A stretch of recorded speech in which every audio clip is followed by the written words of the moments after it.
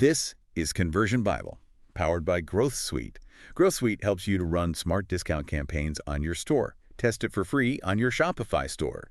Just land on the Shopify App Store now and test it for free. Welcome back to the Conversion Bible, everybody. Today we're going to be taking a deep dive into Mohammed Tawfiq Yapan's piece, Framing Effects, Presenting Shopify Offers for Maximum Impact. Yeah. This is an interesting one because it really digs into the psychology of how we present offers and how that can actually impact whether people buy from us. That's right. Yeah. It's not just about what you offer, but how you frame it, right? That makes all the difference. Absolutely. Yeah. I was looking at this material earlier, and one of the things that came to mind is, have you ever been scrolling online and all of a sudden you feel this urge to buy something that you weren't even planning on getting? Oh, yeah. Happens all the time. It happened to all of us, right? Yeah. And a lot of times that is actually due to framing. Yeah. It's how they've presented that offer to us. Yeah. That's the power of framing. Yeah. That's exactly it. Exactly. So in this deep dive, what we're going to do is we're going to look at a couple of things. Number one, we're going to try to understand the psychology behind why framing works. Yes. Number two, we're going to give you some actual, real actionable framing techniques that you can start using today on your store.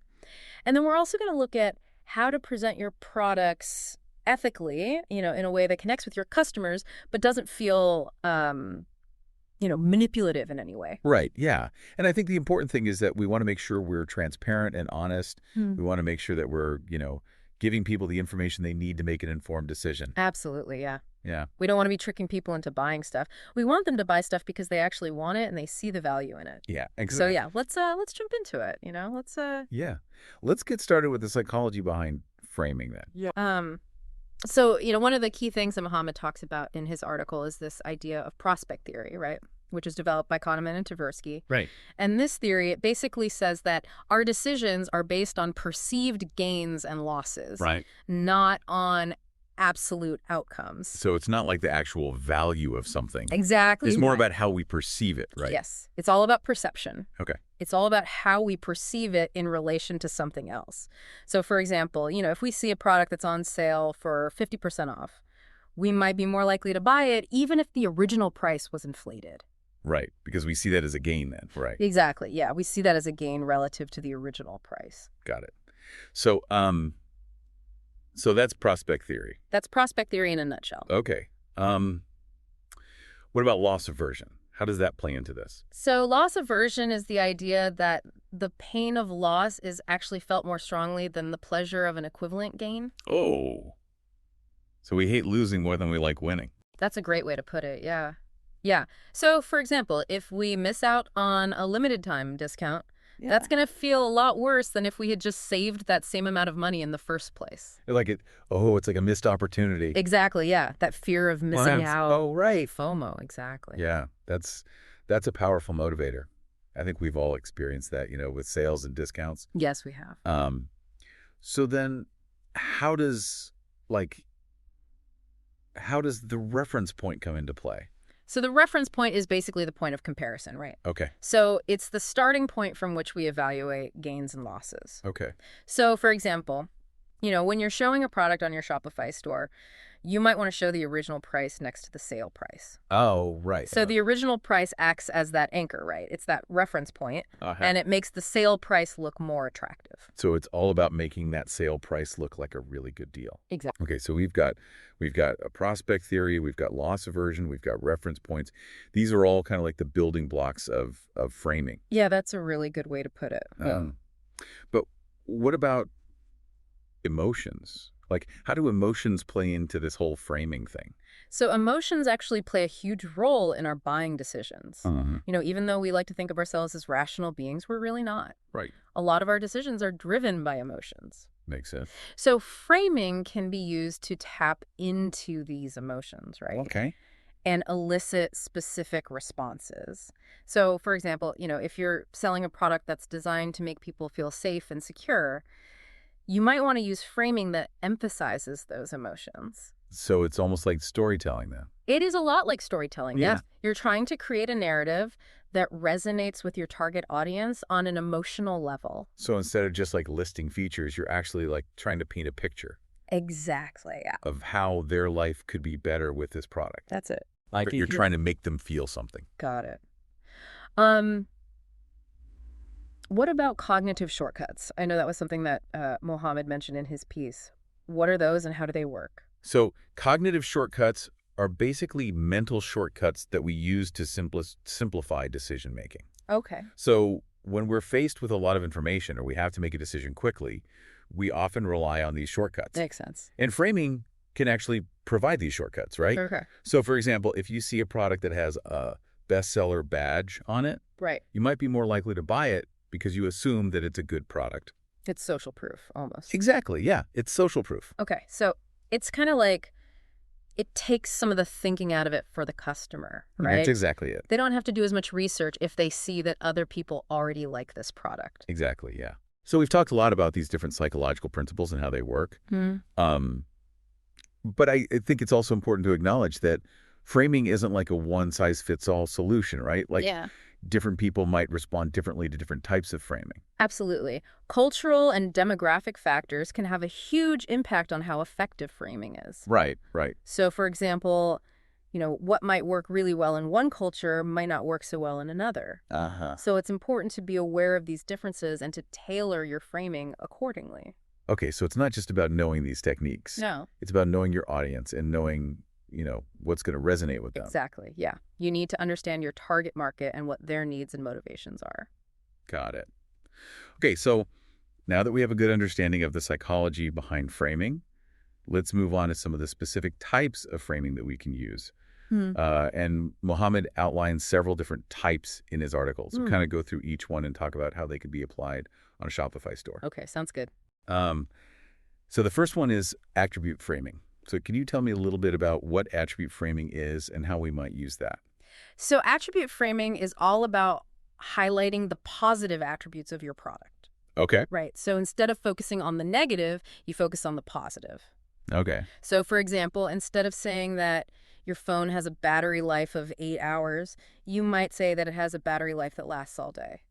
Oh, I see. So it's the same information. Same information. But you're just presenting it in a more positive way. Exactly. And you're focusing on the benefit to the customer. Right, right. So instead of saying like, this shirt is wrinkle-free, you might say, this shirt will keep you looking sharp all day long. Exactly. Yeah. That's a great example. Right. So it's about focusing on the outcome. The outcome, yes. Not just the feature. The benefit. Okay. Exactly. Okay, cool. What about goal framing? I know that was another one that he mentioned. Yeah. How does goal framing work? So goal framing is about highlighting what the customer gains or loses by taking or not taking an action. Okay. So for example, you might say, sleep better with our mattress, right? That's a gain frame. Oh. You're highlighting the positive outcome of buying the mattress. Right. Or you might say, don't miss out on a better night's sleep. Oh, I see. Right. And that's a loss frame. So it's the same benefit. Same benefit. But you're just framing it in terms of what they'll get. Exactly. Or what they'll lose. Yeah, exactly. Got it. And you're appealing to that fear of missing out. FOMO, again. FOMO, yeah. Okay. What about risky choice framing? So risky choice framing is all about presenting options as potential gains or losses. Okay. So for example, you might say, save $50 today, right? That's a gain frame. Right. Or you might say, lose $50 if you don't buy today. Oh, I see. So it's kind of similar to goal framing. Yeah, it is similar to goal framing. But it's more focused on It's more focused on the risk. the risk involved, yeah. Yeah. Okay. And when would we use this, like risky choice framing? So you might use risky choice framing when you're running a limited time offer, right? Or when you're trying to create a sense of urgency. Okay. So if we really want people to buy now. Exactly. Got it. Okay. What about temporal framing? So temporal framing is about emphasizing time-related aspects. Okay. So for example, you might say only 24 hours left, right? Mhm. Or you might say offer ends tomorrow. Oh, I see. So it's Yeah. it's a way of creating urgency by highlighting the limited time frame. Exactly, yeah. It's all about scarcity. Okay. And I see this all the time on websites, with those countdown timers. Countdown timer. That's temporal framing, yeah, right? exactly, yeah. Okay. Cool. What about social framing?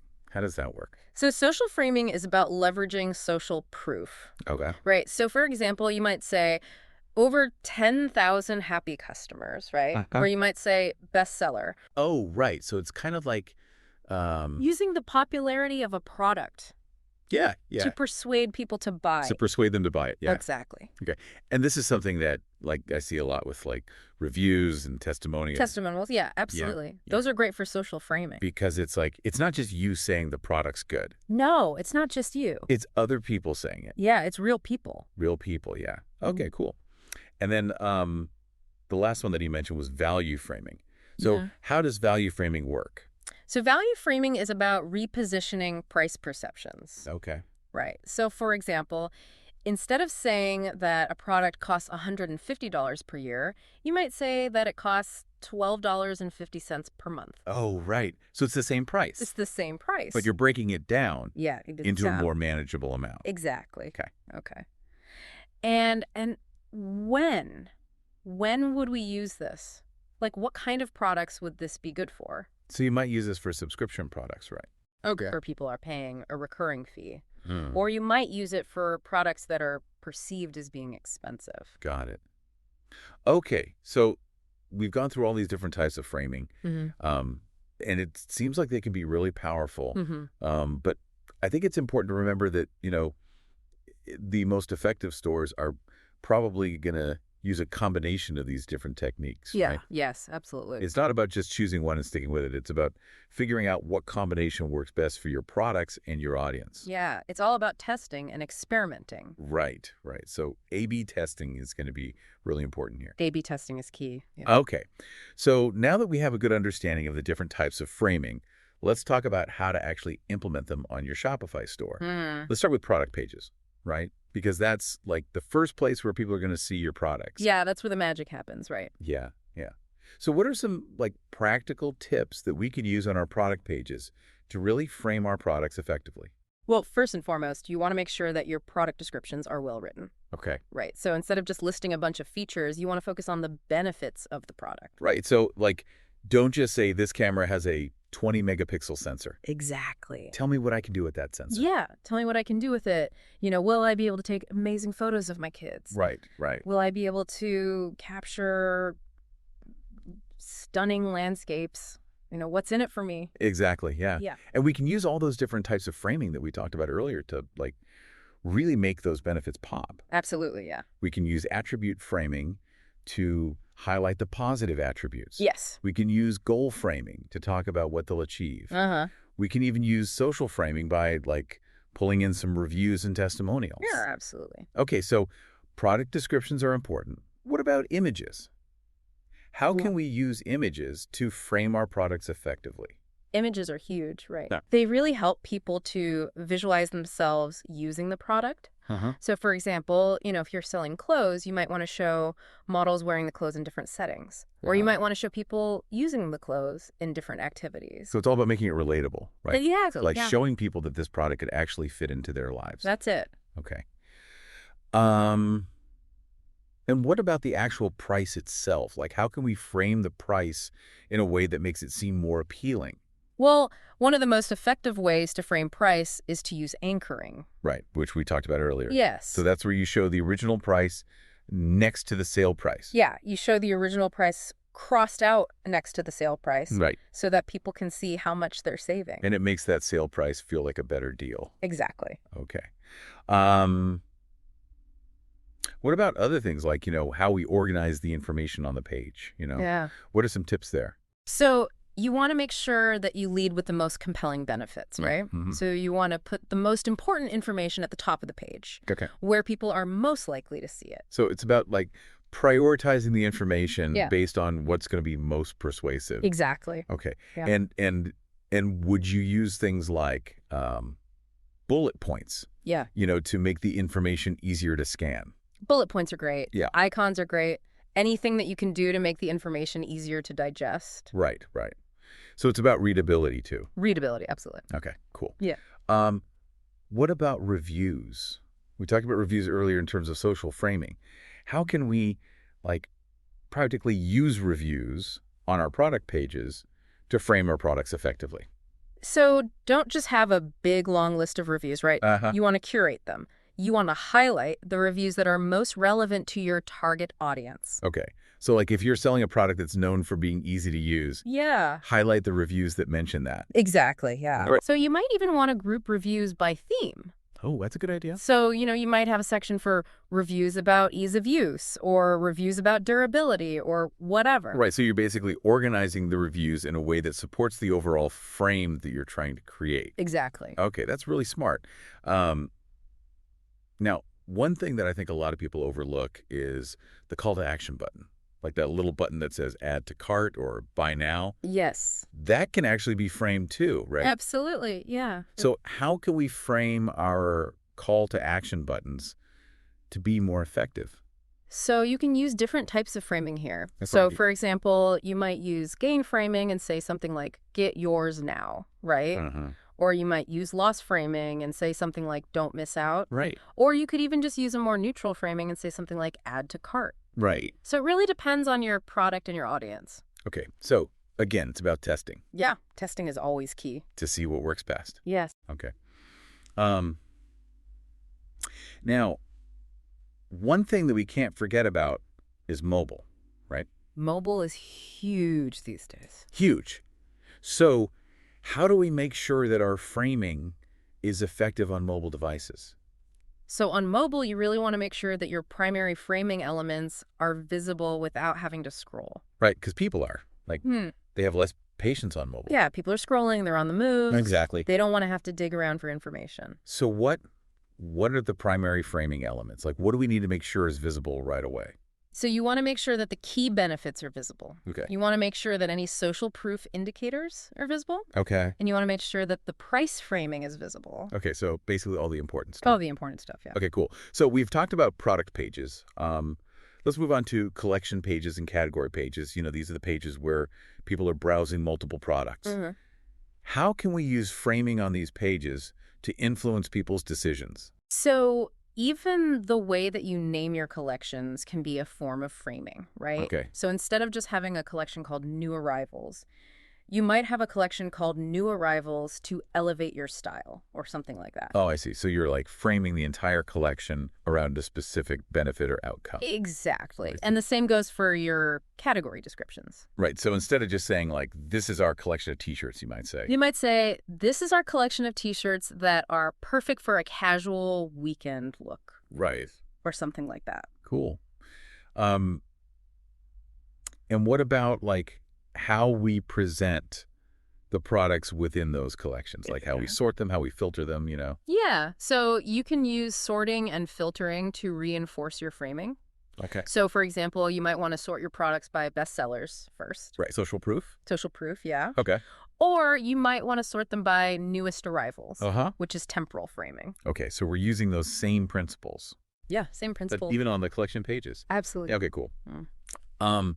What about sales sections? Like, how should we be framing our sales sections to make them more effective? So when it comes to sales sections, you really want to emphasize the discounts, right? So instead of just saying 20% off, you might want to say save 20%, right? Okay, so it's like that gain framing. Exactly, Yeah. yeah. And you also want to use temporal framing to create a sense of urgency. Okay. So you might say something like limited time offer Yeah. or sale ends soon. Right, so people feel like they need to act now. Yeah, exactly. Got it. Okay, cool. So we've talked about product pages. We've talked about collection pages. Mm-hmm. What of the cart and checkout page? This is where people are actually making the purchase. Yeah, this is the final hurdle. Yeah. This is where we need to make sure that we're doing everything we can to encourage people to complete the purchase. Right. So how can we use framing on the cart and checkout page to like reduce abandonment and increase conversions? Well, one of the things you can do is to highlight any savings that they've already achieved, right? Okay. So you might have a little message at the top of the page that says, you've saved $15 on these items. Right. So it's like reinforcing that they've made a good decision. Exactly, yeah. Okay. What about shipping costs? Because, shipping costs are often a point of friction for people. Yeah, they can be. How can we frame shipping costs in a way that makes them more palatable? Well, one of the things you can do is to offer free shipping, Obviously, yeah. right? That's always a good option. Right. But if you can't offer free shipping, you can try to frame it in a positive way. Okay. So instead of just saying shipping costs $10, you might say something like fast and reliable shipping for just $10. Oh, I see. So you're highlighting the benefits of paying for shipping. Exactly. Yeah. Yeah. You're focusing on the speed and reliability. Got it. Mm. And what about upsells and cross-sells? Because, those are often presented on the cart page as well. Yeah, they are. How can we frame upsells and cross-sells in a way that makes them more appealing? So one of the things you can do is to frame them as recommendations. Okay. Right. So instead of saying you might also like these products, you might say customers who bought this product also bought these products. Oh, I see. So it's social proof again. Social proof again, yeah. Yeah, right. And it makes it seem like you're not just trying to sell them more stuff. It's like you're helping them Yeah, exactly. to find other products that they might enjoy. Yeah. You're providing them with valuable information. Got it. Okay. And what about discount codes? Because, a lot of people use discount codes these days. Yeah. And sometimes that can be a little bit of a hassle, having to enter a code and everything. So how can we frame discount codes in a way that makes them more user-friendly? Well, one of the things you can do is to automatically apply discount codes. Oh, that's good. Right. So if someone has a discount code in their cart, just apply it automatically. So Yeah. they don't have to do anything. That removes a step. Removes a step. Yeah. Okay. But if you can't do that, you can try to make the process of entering a discount code as easy as possible. Okay. So you might have a prominent field for entering the discount code, and you might have clear instructions on how to do it. Okay, so make it clear, make it simple. Make it clear, make it simple. Got it. And then what about the payment options? How can we frame the payment options in a way that builds trust and encourages people to complete the purchase? So you want to make sure that you're displaying security badges. Okay. Right. So you might have a VeriSign badge or a McAfee badge or whatever. So people know that their information is safe. Exactly. Yeah. Okay. And you also want to make sure that you're offering a variety of payment options. Right, because different people like to pay in different ways. Different people have different preferences. Right. Okay. And then, you might want to consider offering buy now, pay later options. Oh, right. Right. Which can make it easier for people to afford larger purchases. Especially if you have higher priced products. Yeah, exactly. Okay. And finally, what about the checkout button itself? That button that says complete purchase or place order. Yeah, that's a really important button. It is. How can we frame that button to be more effective? So instead of just saying complete purchase, you might say something like secure checkout or get your order now or something like that. Oh, I see. So you're focusing on the positive outcome. The positive outcome, yeah. And making it feel more secure. Secure, yeah. Okay, cool. So we've covered a lot of ground here in terms of framing on the Shopify store. But the journey doesn't end there, right? What about post-purchase? How can we use framing after someone has already made a purchase to increase customer satisfaction and encourage repeat business? Yeah, post-purchase is really important. Yeah. It's your chance to really solidify that relationship with the customer. So you want to make sure that you're sending them a confirmation email. Okay. Right, and you want to make sure that that email is well-written and that it reinforces the positive decision that they made.